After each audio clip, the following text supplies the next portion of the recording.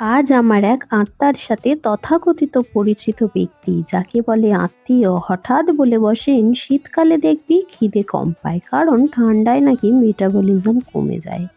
শুনে তো I am very much অবাক।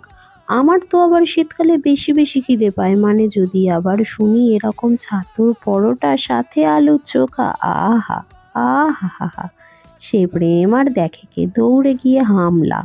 আর দেখো এরকম পুড়ে ঠাসা ছাতুর পরোটা দুটো পেলেই মন ও পেট দুই কি যে সন্তুষ্ট হয়।